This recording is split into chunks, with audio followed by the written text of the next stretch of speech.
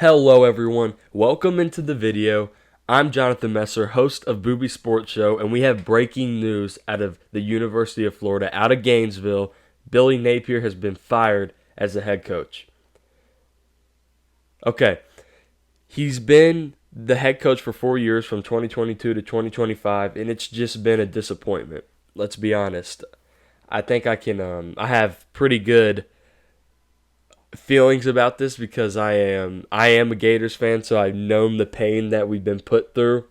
And let me start out by saying this: Billy Napier is still a human being. He still has a family, he has friends, he has loved ones. So treat him according. There doesn't need to be massive slander, but we are going to report the facts. So say a prayer for him and his family, as this is going to be a tough time for them, as they're still humans.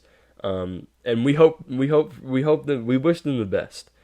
But here it just didn't work out. His record in 4 years here was 22-23. That comes out to a .489 win percentage. It's the sixth worst in school history. When you think about that, it sucks because we have so much talent, and it's talent that he recruited. Don't get me wrong, but he just wasn't able to win with it. You know, his SEC record was 12-16. That's horrible. And the SEC is deep. Don't get me wrong, but you're the University of Florida. You're supposed to be at the top of it, or near the top every year. I mean, we lost to Vanderbilt in 2022. Vanderbilt was, up and coming. They beaten Kentucky that year, and Kentucky was a pretty good team. They were almost bowl eligible that year, but that's an inexcusable loss. Started the tenure, and this is kind of what that kind of tricked us into it. We started the tenure with the 29-26 win over number 7 Utah in the Swamp. Amari Burney picks the ball off at the goal line to win the game. AR looks like the next coming of Tim Tebow. Florida fans got catfished into that. But, he was 4-12 on the road. And it was an apparent problem. We're 0 against ranked road opponents in his tenure. So, there's pretty much, they had nothing going.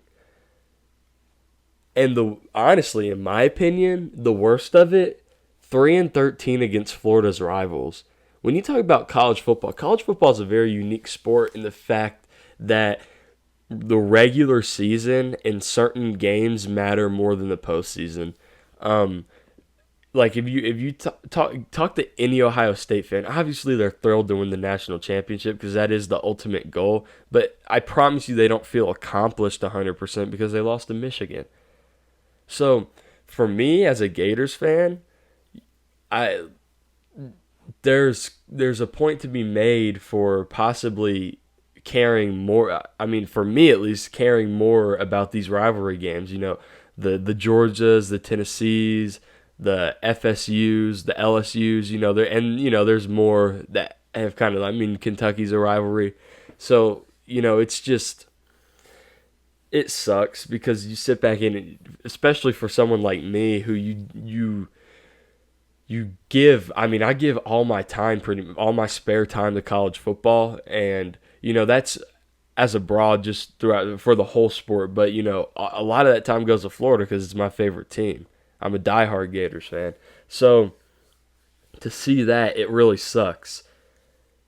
Go year by year here. His first year, like I said, started that year with a ranked win over top 17, 7 being Utah, 29-26. But then you proceed to go 6-7 with the loss in the Las Vegas Bowl to Oregon State, 30-3.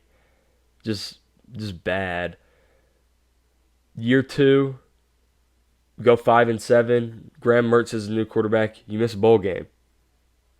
That year, we started.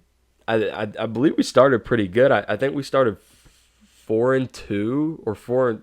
I believe we started 4-2. I could be wrong, but we didn't look. Even the losses didn't look bad.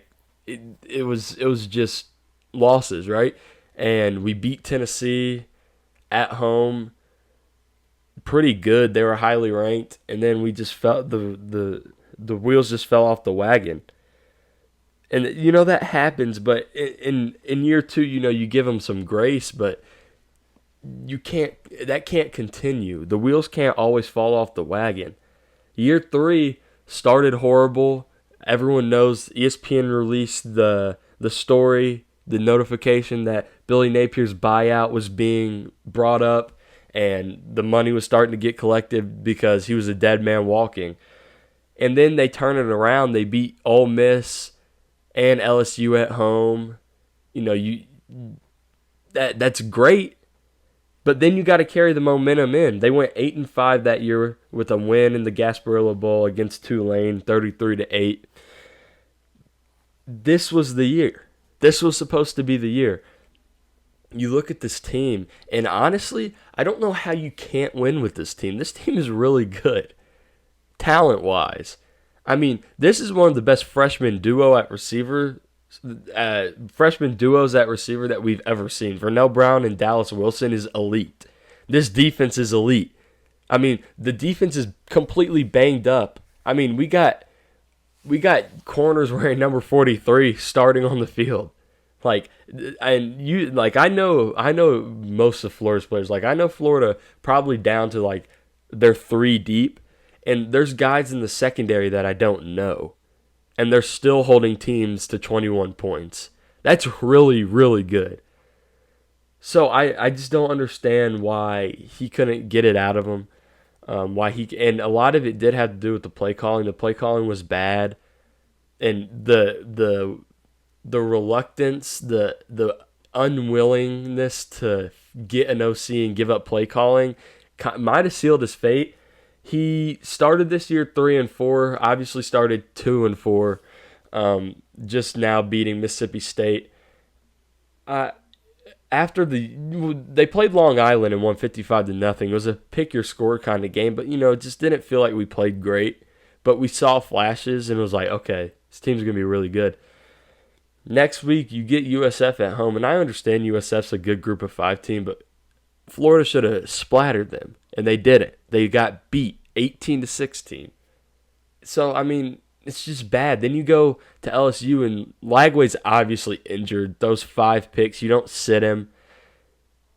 Go to Miami. You're in the game. You have the ball at Miami's 35-yard line, down 13-7 with not 5. You're in the fourth quarter, I think about 10 minutes left, and you don't win. You actually proceed to make the score disgusting, 26-7. Then you beat Texas, and that's all great. And then you go to A&M, and you look great for the first first half, and then you just crap the bed. I don't understand it. So, Florida's sitting here 3-5. The buyout is $21.2 million. It had to be done. I'm not a huge proponent of firing coaches. I think that it should be a last resort, and it needed to happen here, though. It was stale. Stuff wasn't moving, and the University of Florida is a prestigious football school. There's no reason they shouldn't be winning, and it sucked to see this. And it got to the point where, Florida rivals, kind of like how it got with Tennessee, how bad Tennessee was when they weren't winning SEC games, when they went winless in the SEC. It got so bad that SEC rivals are like, man, it's not even fun to watch them lose anymore. And it was like that. Regardless, Billy Napier is gone. The head coaching search now goes on. In my opinion, this is much more fitting than James Franklin being fired at Penn State. There's cases to be made that he needed to be fired, but I personally wouldn't have. This had to happen, though. So Billy Napier out as Florida head coach. Who will they hire? Only time will tell. Thank you for tuning in. God bless.